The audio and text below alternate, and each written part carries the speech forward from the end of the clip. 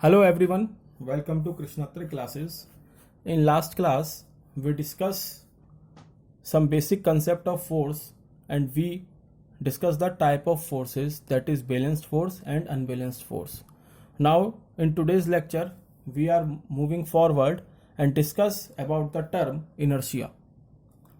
आज हम लोग अपने लेक्चर में इनर्शिया को डिस्कस करेंगे कि इनर्शिया क्या होता है। लास्ट लेक्चर में हम लोगों ने बैलेंस्ड और अनबैलेंस्ड फोर्स के बारे में देखा था। हमने देखा था कि बैलेंस्ड फोर्स वो होती हैं जिसमें आपकी जब फोर्स अप्लाई होती है तो रिजल्टेंट फोर्स आपकी जीरो आती है। अनबैलेंस्ड फोर्स वो होती हैं जिसमें जब फोर्स अप्लाई होती है तो रिजल्टेंट जीरो नहीं आता। ठीक है, अब हम आगे चलते हैं और इनर्शिया को देखते हैं।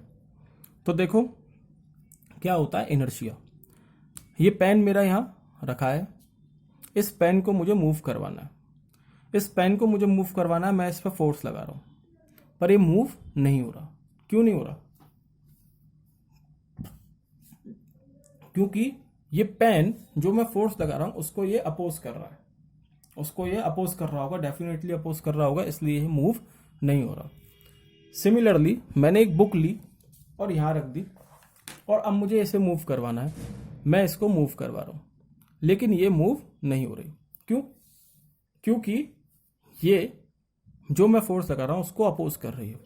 अब मैंने ये बुक भी यहां रख रखी है और मैंने यहां ये पेन भी रख रखा है और मैं दोनों पे बराबर फोर्स लगा रहा हूं, तो मैं देख रहा हूं कि मेरा पेन तो मूव कर रहा है लेकिन मेरी बुक मूव नहीं कर रही। ऐसा क्यों? अभी भी दोनों अपोज करने चाहिए थे पर मेरा पेन मूव कर गया, बुक मूव नहीं करी। ऐसा इसलिए क्योंकि दोनों बॉडी की अपनी अपनी टेंडेंसी है फोर्स को या अपनी स्टेट को में रहने की। जैसे स्टेट मतलब स्टेट ऑफ रेस्ट या स्टेट ऑफ मोशन में रहने की, दोनों की अपनी अपनी टेंडेंसी है। इसी चीज को मैं इनर्शिया बोलता हूं। डिफाइन कैसे करूंगा? The tendency of a body, the tendency of a body to oppose any change in its state of rest और motion is called inertia of body. क्या कह रहे हैं हम? बॉडी की वो टेंडेंसी जिसकी वजह से बॉडी अपनी स्टेट ऑफ रेस्ट या मोशन की स्टेट को में कोई भी चेंज होने से अपोज करती है, उसको मैं इनर्शिया बोलूंगा। सपोज करो कि ये पेन मेरी तरफ चलता हुआ आ रहा है और मैं इस पर हल्का सा फोर्स लगाया, तो क्या रुकेगा? नहीं रुकेगा, ये आगे आता जाएगा। क्यों? क्योंकि ये मेरी फोर्स को अपोज कर गया। फिर पेन चलता हुआ आ रहा है, मैंने इस पर बहुत तेज फोर्स लगाई, ये रुक जाएगा क्योंकि अब इसकी टेंडेंसी खत्म हो गई। लेकिन इसकी जगह अगर कोई और ऑब्जेक्ट होता, सपोज करो इस पेन की जगह मुझे एक ट्रक को रोकना होता, तो क्या वो उतनी फोर्स से रुक जाता? नहीं रुकता, उल्टा मुझे उड़ा ले जाता। तो वो क्या है? टेंडेंसी है बॉडी की अपनी स्टेट के में कोई भी चेंज आए उसको अपोज करने की। तो ये आपका कहलाता है इनर्शिया। बॉडी की टेंडेंसी अपनी स्टेट ऑफ रेस्ट और यूनिफॉर्म मोशन में किसी भी चेंज को आने से रोकने वाली टेंडेंसी को हम इनर्शिया बोलते हैं।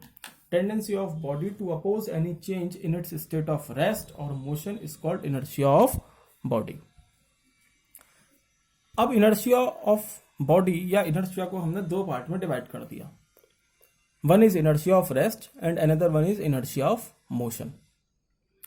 इसी डेफिनेशन में आपकी दो वर्ड आ रहे हैं, tendency of body to oppose any change in its state of rest और state of motion is called inertia of body.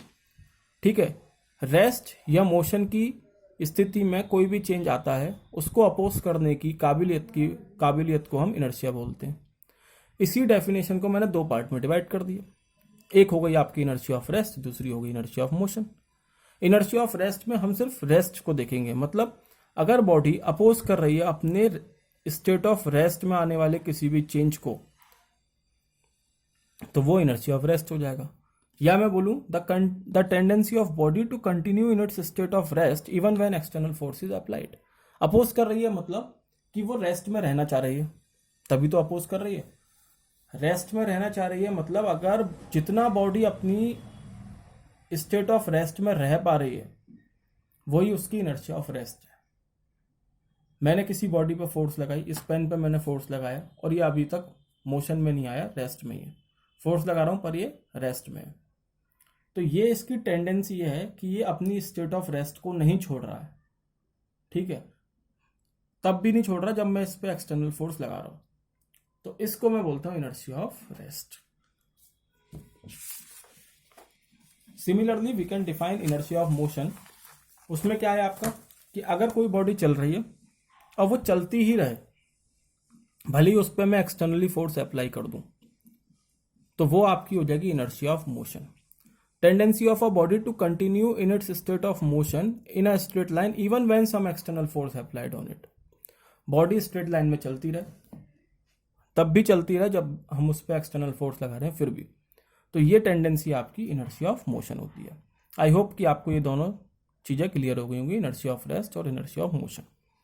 आगे हम लोग चल रहे हैं और इनर्शिया ऑफ रेस्ट और इनर्शिया ऑफ मोशन के कुछ एग्जाम्पल्स हम लोग देखने वाले हैं। पहले हम लोग इनर्शिया ऑफ रेस्ट के एग्जाम्पल देखेंगे। इनर्शिया ऑफ रेस्ट का बेस्ट एग्जाम्पल है कि आप लोगों के घर में जो गद्दा होता है, कारपेट होता है, कालीन होता है, इसको हम कैसे साफ करते हैं? जब धूल जमा हो जाती है तो हम क्या करते हैं, इनको लटका दिए एक जगह और डंडा मारते हैं। डंडा मारने से क्या होता है कि उसमें से डस्ट अलग हो जाती है। कैसे होती है अब ये जानते हैं आज। होता क्या है कि जब मैं डंडा मारता हूं कारपेट पे या गद्दे पे, तो आपका जो कारपेट है वो मोशन में आ जाता है, ठीक। कारपेट तो आ गया, सडन मूवमेंट होने लगा कारपेट में, जैसे ही मैंने डंडा मारा ये मूव करने लगा। लेकिन जो इस पर डस्ट पार्टिकल जमा है वो रेस्ट पे ही रह जाते हैं, वो रेस्ट पे ही रह जाते हैं। तो जैसे ही मैंने डंडा मारा तो कारपेट आ गया मोशन में, तो ये गया नीचे और डस्ट पार्टिकल रह गए आपके ऊपर। तो ग्रेविटी की वजह से वो डस्ट पार्टिकल नीचे गिर जाते हैं और ये आपका हो जाता है। किस वजह से हो रहा है ये इनर्शिया ऑफ रेस्ट की वजह से हो रहा है। जो डस्ट पार्टिकल हैं वो रेस्ट पे ही रहना चाहते हैं, इसलिए वो मोशन में नहीं आते। लेकिन जो कारपेट है, कारपेट पर तो फोर्स लगा रहा हूं तो वो मोशन में आ गया, लेकिन डस्ट पार्टिकल आपके रेस्ट में रह गए और वो आपके नीचे गिर जाते हैं। सिमिलरली हम इसका एक और एग्जांपल ले सकते हैं। जब मैं पेड़ की टहनी या पेड़ की ब्रांच को हिलाता हूं तो उस पे से जो फल होते हैं वो नीचे गिर जाते हैं।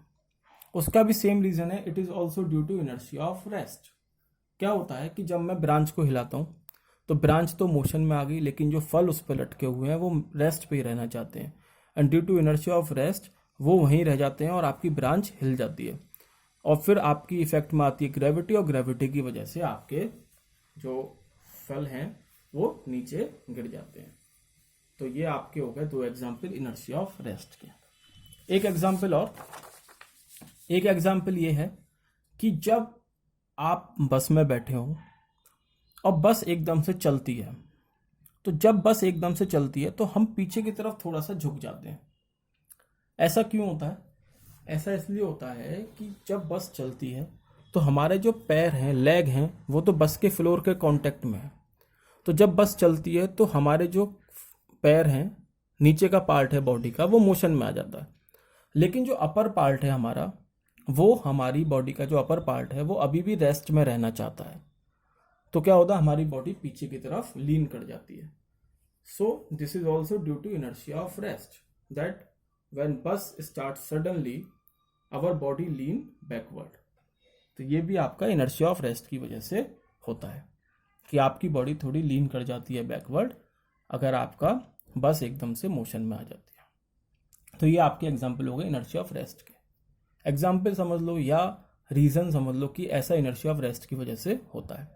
अब हम कुछ एग्जाम्पल देखने वाले हैं जिसमें हमारा इनर्शिया ऑफ मोशन पिक्चर में आता है। अभी हमने बस स्टार्ट करती हुई देखी थी। सिमिलरली अगर बस मेरी अचानक से रुकती है, ऑल ऑफ सडन अगर ड्राइवर ब्रेक अप्लाई करता है, तो ये बहुत कॉमन प्रैक्टिस है, कभी भी आपने एक्सपीरियंस करा होगा। बस ले लो, व्हीकल ले लो, गाड़ी ले लो अपनी 4 व्हीलर, उसमें भी एक्सपीरियंस करा होगा, इवन बाइक पे भी, कि अगर राइडर आपका या ड्राइवर आपका अचानक से ब्रेक अप्लाई करता है तो हम लोग आगे की तरफ गिर जाते हैं, फॉरवर्ड गिर पड़ते हैं, आगे की तरफ जर्क लगता है ना, तो हम लीन हो जाते हैं फॉरवर्ड। ऐसा क्यों होता है? ऐसा इसलिए होता है कि जब बस या व्हीकल हमारा चल रहा है तो हमारी पूरी बॉडी मोशन में है। बढ़िया है, सुंदर है कि पूरी बॉडी मोशन में। लेकिन जैसे ब्रेक अप्लाई करे तो जो हमारा नीचे का पार्ट है बॉडी का, जो फ्लोर के कांटेक्ट में है बस के या व्हीकल के, वो आ जाता है रेस्ट में। ठीक है, वो तो रेस्ट में आ गया। लेकिन हमारा जो अपर पोर्शन है बॉडी का, अपर पोर्शन जो है, मान लो ये बॉडी है, नीचे वाला तो रेस्ट में आ गया, लेकिन जो अपर पोर्शन है वो अभी भी मोशन में रहना चाहता है, और due to inertia of motion it lean forward. तो ये क्या होता है, आगे की तरफ गिर जाता है, हम आगे की तरफ गिर जाते हैं। तो ये आपका हो गया इनर्शिया ऑफ मोशन की वजह से। और इनर्शिया ऑफ मोशन का एग्जाम्पल, बेस्ट एग्जाम्पल आप अगर देखेंगे तो एथलीट्स में चलते हैं। एथलेटिक्स में एक गेम होता है लॉन्ग जंप। ठीक, अब जब पर्सन को लॉन्ग जंप लेनी हो, बहुत ऊंचा कूदना हो, तो वो ना क्या करता है, ऐसा नहीं वहीं से खड़े खड़े कूदेगा, नहीं कूद पाएगा, पीछे से भागते हुए आता है तब कूदता है, और उससे क्या होता है, उसकी छलांग और लंबी हो जाती है। ऐसा क्यों होता है कि जब आपका एथलीट भागते हुए आया ना पीछे से, तो उसकी बॉडी पहले से ही मोशन में है और फिर वो छलांग मारता है, तो उसकी बॉडी में उसको आसानी रहती है एक लॉन्ग जंप लेने में। ये भी किसकी वजह से, इनर्शिया ऑफ मोशन की वजह से। और एक एग्जांपल सुनो, जब आपकी बस चल रही होती है तो हमसे ये बोला जाता है कि आप उसी डायरेक्शन में मुंह करके उतरना जिस डायरेक्शन में बस चल रही हो, उसके अपोजिट में मत उतरना। उसके अपोजिट में उतरोगे तो या तो तुम नहीं बचोगे या फेस नहीं बचेगा। ऐसा क्यों होता है, ऐसा इसलिए होता है कि अगर मान लो मैं अपोजिट डायरेक्शन में उतरा, तो क्या होगा कि मेरी जो बॉडी होगी ना, नीचे वाली बॉडी होगी, बस तो चल रही है, बस नहीं रुकी है, पर मैं उतर रहा हूँ बस से और अपोजिट डायरेक्शन में उतर रहा हूँ। तो जैसे ही मैं ग्राउंड पे पैर रखूंगा, मेरी बॉडी अचानक से रेस्ट में आ जाएगी, ऑल ऑफ सडन मेरी बॉडी रेस्ट में आ जाएगी। लेकिन जो मेरी बॉडी का अपर पार्ट है वो अभी भी मोशन में रहना चाहता है, तो ये भागेगा और क्या होगा, मैं गिर पड़ूंगा। तो हम लोग क्या कहते हैं कि बहुत, जब आप बस से उतरें तो उसी डायरेक्शन में फेस करके उतरें जिस डायरेक्शन में बस चल रही है। ठीक है, बस जिस डायरेक्शन में चल रही है। और ये तुमने देखा भी होगा कि अगर मैं उस डायरेक्शन में फेस करके उतरता हूँ जिस डायरेक्शन में बस चल रही है, तब भी बस से उतरने के बाद भी थोड़ा सा आदमी आगे तक भागा चला जाता है। क्यों? क्योंकि this is also due to inertia of motion. Inertia of motion की वजह से आपका जो पर्सन है वो आगे की तरफ भागा चला जाता है, उसकी बॉडी अचानक नहीं रुक पाती, धीमे धीमे उसकी स्पीड कम होती है और वो आगे जाके रुक जाता है। तो ये सब एग्जाम्पल आपके इनर्शिया ऑफ मोशन के हो गए, इनर्शिया ऑफ रेस्ट और इनर्शिया ऑफ मोशन। अब हम लोग स्टार्ट करेंगे Newton's first law of motion. Inertia मैंने इसलिए आपको पहले बताया क्योंकि इनर्शिया से बहुत ज्यादा आइडिया मिल जाता है। हम लोगों ने अभी तक क्या देखा कि कोई बॉडी मोशन में है तो मोशन में ही रहना चाह रही है, और रेस्ट में है तो रेस्ट में ही रहना चाह रही है। यही चीज हमने देखी है अभी तक। जैसे हमारी बॉडी बस चल रही है तो बॉडी चलती ही रहना चाहती है, अगर तुम अचानक ब्रेक मार दोगे तो क्या हो रहा है, बॉडी आगे की तरफ गिर पड़ती है। अगर बस रुकी हुई है और एकदम से चलाते हो बस, तो बॉडी पीछे की तरफ गिर पड़ती है। इसका मतलब ये है कि बॉडी अगर रेस्ट में तो रेस्ट में ही रहना चाह रही है, और मोशन में तो मोशन में ही रहना चाह रही है। ठीक, यहीं से आपका निकलता है न्यूटन्स फर्स्ट लॉ का स्टेटमेंट। क्या बोलती है Newton's first law? Newton's first law बोलती है कि जितने भी ऑब्जेक्ट हैं इस यूनिवर्स में, वो अपनी स्टेट ऑफ रेस्ट और स्टेट ऑफ यूनिफॉर्म मोशन में ही रहना चाहते हैं। कब तक? जब तक कि हम उस पर कोई एक्सटर्नल फोर्स अप्लाई ना कर दें। Every object in its universe will continue in its state of rest or uniform motion in a straight line unless acted upon by some external force। क्या कह रहा है कि कोई भी ऑब्जेक्ट आपका स्ट्रेट लाइन में ही चलता रहेगा, या फिर रेस्ट पे है तो रेस्ट पे ही रहेगा। कब तक? जब तक कि आप उस पर कोई बाहरी एक्सटर्नल फोर्स अप्लाई नहीं करेंगे। तो ये है आपकी स्टेटमेंट न्यूटन्स फर्स्ट लॉ की। अब ये ब्लॉक मैंने एक एग्जांपल देने की कोशिश करी। यहाँ ये आपका ब्लॉक रखा है, ये ब्लॉक यहाँ रखा ही रहेगा। कब तक? जब तक, या ये पेन रखा है यहाँ, ये पेन यहाँ रखा ही रहेगा। कब तक? जब तक कि मैं इस पर कोई फोर्स नहीं अप्लाई करूँ। फोर्स अप्लाई करूँगा तो मूव करने लगा, फोर्स अप्लाई नहीं करता तो ये रुका रहता। तो ये आपको क्लियर हो रहा है। यही न्यूटन्स फर्स्ट लॉ बोल रही है कि कोई भी बॉडी रेस्ट में तो रेस्ट में ही रहेगी, मोशन में तो मोशन में ही रहेगी। कब तक? जब तक मैं उस पर कोई एक्सटर्नल फोर्स अप्लाई नहीं करूंगा। दूसरी बात, अब तुम लोग कहोगे सर ये मैंने पेन पे किक मारा और पेन तो रुक गया, ऐसा क्यों? अब तो मैं कोई फोर्स नहीं अप्लाई कर रहा, पेन को चलते रहना चाहिए था। तो पेन इसलिए रुक गया क्योंकि यहाँ पे पिक्चर में आता है आपका फ्रिक्शन। पेन और पेपर के बीच में फ्रिक्शन लग रहा है, और फ्रिक्शन क्या करता है? हमेशा मोशन को अपोज करता है।